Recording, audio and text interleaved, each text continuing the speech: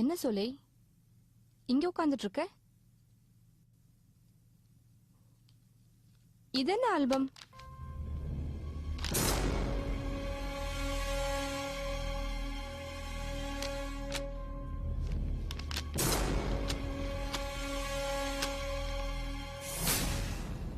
என்ன சொல்ல இது? ஆல்பம் முழுக்க ரங்கநாயகியோட ஒரே போட்டோ வச்சிருக்கேன்.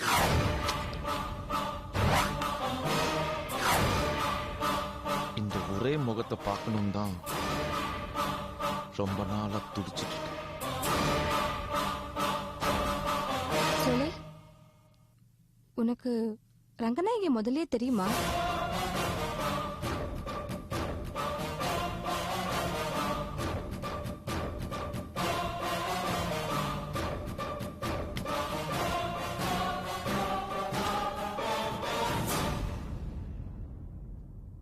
எனக்கும் ரங்கநாயகிக்கும் தீர்க்க வேண்டிய கணக்கு நிறைய இருக்கு.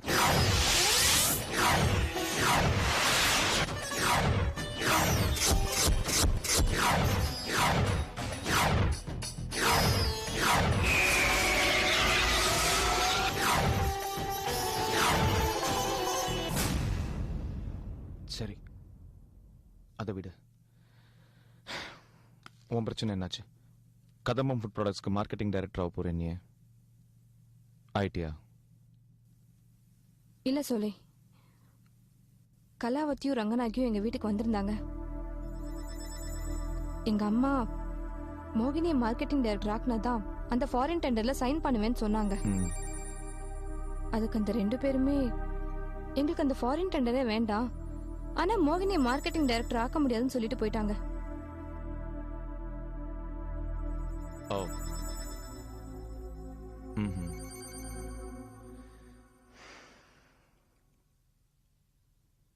சரி,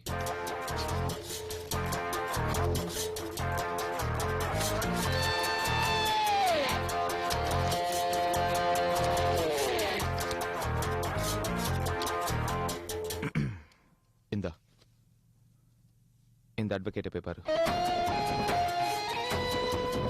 பார்த்து அவர் என்ன சொல்றாரு அவர் சொல்ற மாதிரி அப்படியே செய். போகும்போது கூட உங்க அப்பாவை கூட்டிட்டு போ.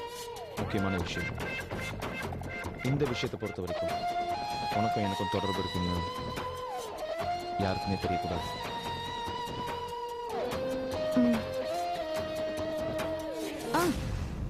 சொல்லி, என் தம்பி விஜய் இருக்கான்ல? யார்? அந்த அட்வொகேட்டா? அவன் செந்தில் மேலையும் என் மாமியார் மேலையும் கொடுத்திருக்கிற கேஸை வாபஸ் வாங்கன்னு சொல்றான். இது பாரு மோகினி, முதல்ல நீ நான் சொன்னதை செய். செந்திலையும் உன் மாமியாரையும் எப்போ வெளியில கொண்டு வரணும்னு நான் முடிவு பண்றேன்.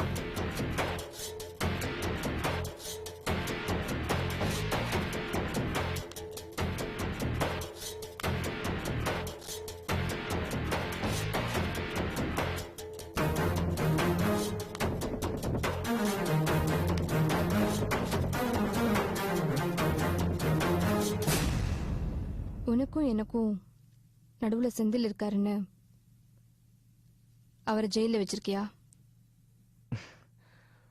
மோகினி, அப்படி உனக்கும் எனக்கும் நடுவுல செந்தில் இருக்கான், அது எனக்கு டிஸ்டர்பன்ஸா இருக்குன்னு எனக்கு தோணுச்சுன்னு வையேன், இப்படி சில்லறத்தனமெல்லாம் அவனை ஜெயில தூக்கி வைக்க மாட்டேன். மொத்தமா கொன்னுடுவேன்.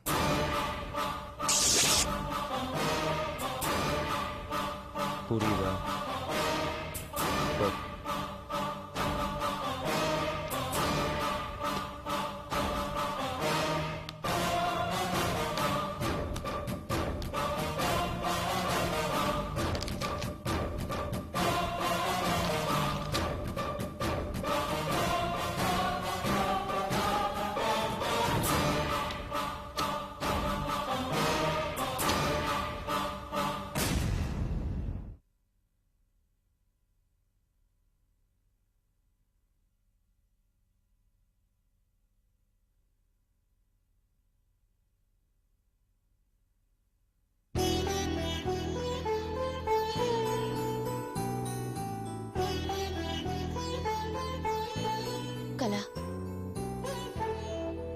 நீ கொஞ்சம் அவசரப்பட்டுட்ட மாதிரி தான் தெரியுது. நம்ம நிலைமைய கொஞ்சம் கூட பெட்டரா நம்ம எக்ஸ்பிளைன் பண்ணி இருந்திருக்கணும். நம்ம கடன் வாங்கினதை பத்தியும் இந்த டெண்டர் நமக்கு கிடைக்கலன்னா அதனால நமக்கு எவ்வளவு அவமானம் ஏற்படுங்கிறத பத்தியும் நம்ம எக்ஸ்பிளைன் பண்ணியிருந்திருக்கணும். அதுக்குள்ள நீ என் கையை பிடிச்சு கூட்டிட்டு வந்துட்ட. மோகினி எப்படி நம்ம கம்பெனில சேர்த்துக்க முடியும்? அவளை சேர்த்துக்கிறது ஒண்ணுதான், டெண்டர் நம்ம கையை விட்டு போறதும் ஒண்ணுதான். அவளோட மாமியார் மாமனார் எவ்வளவு நல்லவங்க, அவங்களையே அவ ஜெயிலுக்கு அனுப்பிட்டா. இத பாரு ரங்கா, மோகினி இந்த கம்பெனில சேர்ந்தா 3 மாசத்துல அவ கம்பெனியை இழுத்து மூடிடுவா. ஆனா நம்ம ஒரு 6 மாசம் கஷ்டப்பட்டா நம்ம கடனை அடிச்சிடலாம். அவ வந்து சேர்ந்தா நம்ம கடனையும் அடிக்க முடியாது, கம்பெனியும் இழுத்து மூட வேண்டியதுதான். எனக்கு ஒண்ணுமே புரியலடி. என்ன எதுக்கு உமா நம்மளை விட்டு பிரியணும்னு நினைக்கிறான்னு எனக்கு தெரியல. இத விதின்னு சொல்லி ஏத்துக்கிறதா இல்ல முத்துக்குமார் பண்ண சதின்னு சொல்லி வருத்தப்படுறதான்னு புரியலடி. முத்துக்குமார் சொல்லிதான் அவ இப்படி நடந்துக்கிறாளா? அவளுக்கு அறிவு வேண்டாம்? அவ நம்மள அவமானப்படுத்தலடி, நம்ம ஃப்ரெண்ட்ஷிப் அவமானப்படுத்திருக்கா.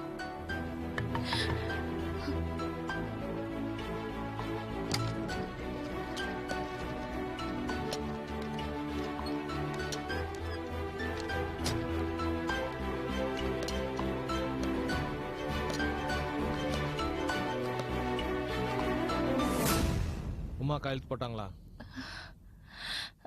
கையெழுத்து போட்டாங்களா?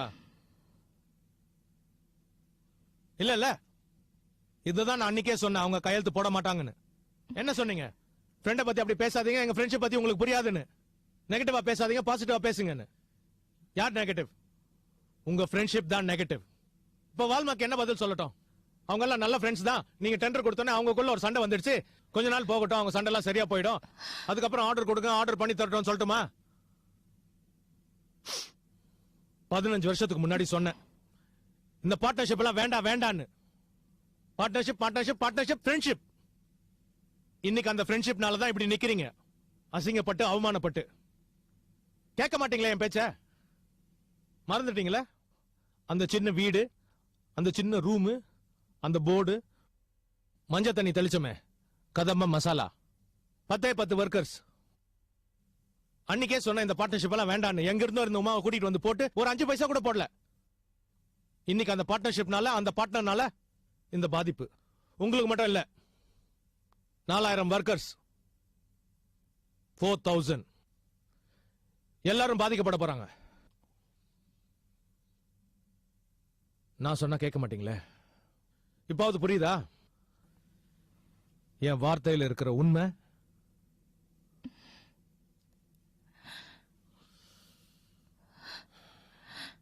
உங்க பார்ட்னர்ஷிப் அக்ரிமெண்ட் எடுத்து தலைக்காணி கீழே வச்சு தூங்குங்க. சில பேர் பட்டா திருந்துவாங்க, நீங்க பட்டா கூட திருந்த மாட்டீங்க. எல்லாம் விதி.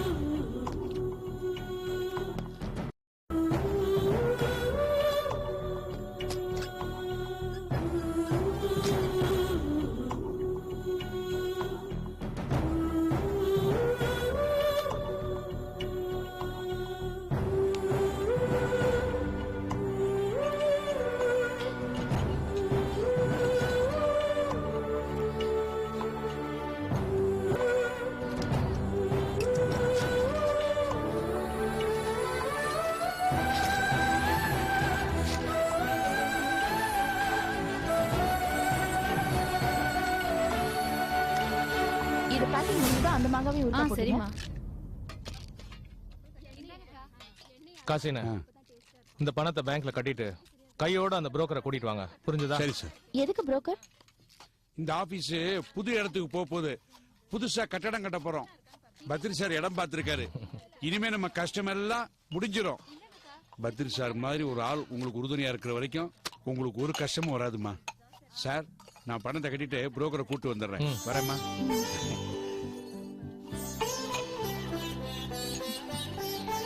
பாத்தீங்களா அவர் என்ன சொல்லிட்டு போறாருன்னு? இதுதான் விசுவாசம். எங்க வீட்ல 2 தலைமுறையா அவர் டிரைவரா வேலை பார்த்துட்டு இருக்காரு. எங்க அப்பாக்கு பணம் இல்லாம கார் வச்சுக்க முடியாத சிச்சுவேஷன்ல கூட அவர் எங்க வீட்ல தான் வேலைக்கு இருந்தாரு.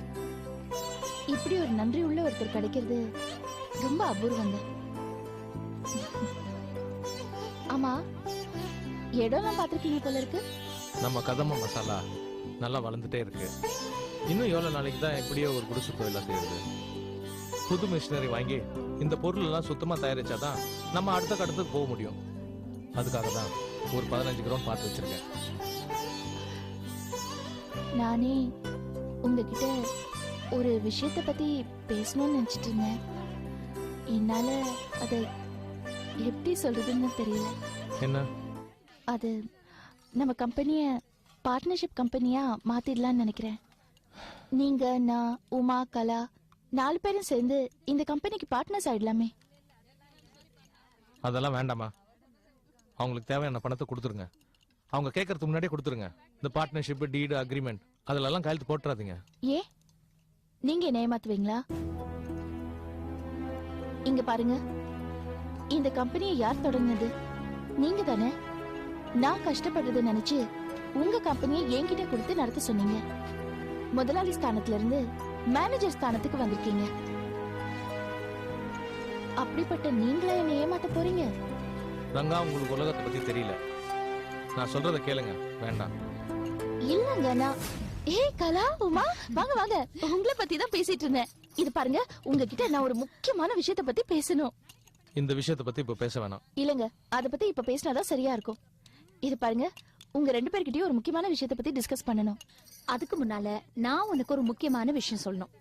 பத்ரி சார், நம்ம கம்பெனிக்கு ஒரு புது ஆர்டர் கிடைச்சிருக்கு. கோயம்புத்தூர் ஃபுல்லா நம்ம ப்ராடக்ட்ஸ் சப்ளை பண்றதுக்கு புதுசா ஏஜென்சி கிட்ட பேசி முடிவு பண்ணியாச்சு.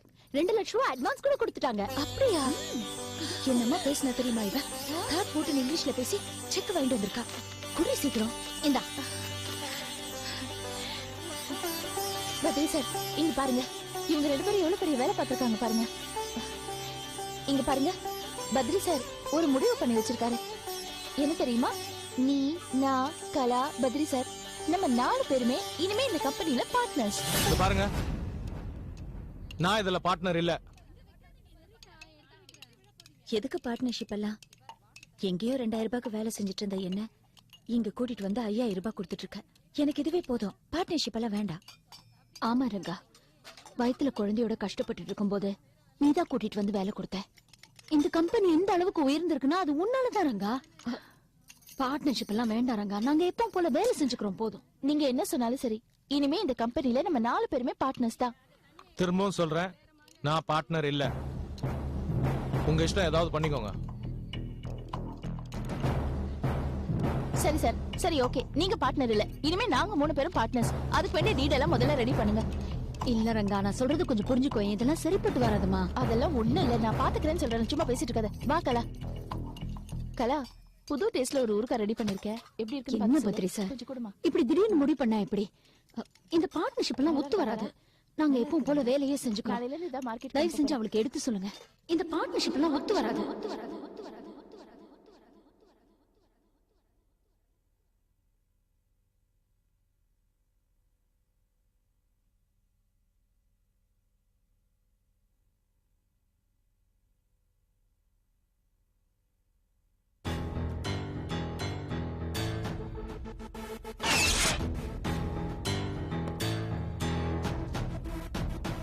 சாரி, நான் அந்த மாதிரி கோவமா பேசியிருக்க கூடாது. நான் எனக்காக பேசல, உங்க 2 பேருக்காக தான் பேசினேன். நாங்க அதுக்காக வருத்தப்படல. எங்க 3 பேரோட ஃப்ரெண்ட்ஷிப்பை பார்த்து ஒருத்தர் கை நீட்டி பேசுற அளவுக்கு ஆயிடுச்சேன்னு நினைச்சாதா ரொம்ப வருத்தமா இருக்கு. சரி, என்ன முடிவு பண்ணிருக்கீங்க? என்ன முடிவுனா, நாங்க உமாக்காக காத்துட்டு இருக்கோம். அவ வந்து கையெழுத்து போடுவா. அப்படி போடலனா டெண்டர் போயிடும். பரவாயில்ல, எங்களுக்கு அதை பத்தி கவலை இல்ல. என்ன பேச்சு பேசுறீங்க? டெண்டர் போகட்டுமா? புது மிஷினரி வச்சு என்ன பண்றது? பேங்க் லோன் எல்லாம் எப்படி திருப்பி கட்டுறது? ஏ எதுக்காக பயப்படுறீங்க? வெஸ்ட் மாம்பலத்துல ஒரு குறுக்கு சந்துல நம்ம கதமம் ஃபேக்டரி திறந்தப்போ நம்ம நினைச்சோமா அது இவ்ளோ பெருசா ஆக போகுது, இத்தனை யூனிட்ஸ் வைக்க போறோம்னு? இல்லையே. அப்போ நம்ம எதை முதலீடா வச்சோம்? நம்ம உழைப்ப. அதே உழைப்ப முதலீடா வைப்போம். புதுசா ஒரு பிசினஸ் ஆரம்பிப்போம். சத்து மாவு மாதிரி ஏதாவது ஒரு புது ப்ராடக்ட் ஆரம்பிப்போம். அதுக்கு இந்த மிஷினரிஸ் எல்லாம் யூஸ் ஆயிட்டு போகுது. நம்ம கடனை எல்லாம் அடைப்போம். உமாவை வச்சு நம்ம இந்த ஃபேக்டரி ஆரம்பிச்சோம். அவ இல்லைன்னா மூடுறதுக்கு. இதெல்லாம் பேசுறதுக்கு சரியா இருக்கும், பிராக்டிக்கலா சரி வராது. மோகினியை முதல்ல வேலைக்கு கூட்டிட்டு வாங்க. அது மட்டும் முடியாது. யாரோட மிரட்டலுக்கும் நாங்க பயப்பட மாட்டோம். இத பாருங்க, ஒருத்தர் சண்டை போட்டுக்கிறதுக்கு இது நேரம் இல்லை. விட்டு கொடுத்து போங்க. மோகினியை வேலைக்கு கொண்டு வாங்க. அப்பதான் ஃபாரின் டெண்டர் நம்ம கைக்கு வரும். எதிராளியை விளையாட விடுங்க, அவங்களே தானா தப்பு பண்ணுவாங்க. அதுக்கப்புறம் அந்த தப்பை வச்சு மோகினியை வேலையை விட்டு தூக்கிடலாம். இது பாருங்க, நாம எதுக்காக இந்த மாதிரி சதியெல்லாம் பண்ணணும்? நாம நேர்மையா இருப்போம். நமக்கு மோகினி வேண்டாம். திரும்பவும் நான் சொல்றதை கேட்க மாட்டேன்றீங்க. ரிஸ்க் எடுக்கணும்னு ஆசைப்படுறீங்க. கலா, வேண்டான்னு சொல்லுங்க. கண்டிப்பா மோகினி வரக்கூடாது. சித்ரா எப்படியும் ஒரு மாசத்துல வந்து சேர்ந்துருவா. மோகினி சித்ராவும் ஒரே ஆபீஸ்ல வேலை செஞ்சாங்கன்னா அவங்க சண்டைக்கு பஞ்சாயத்து பண்றதே நம்ம வேலையாயிடும். மோகினி மட்டும் வேண்டாம். என் பேச்சை கேட்க மாட்டீங்க, கஷ்டப்படுவீங்க.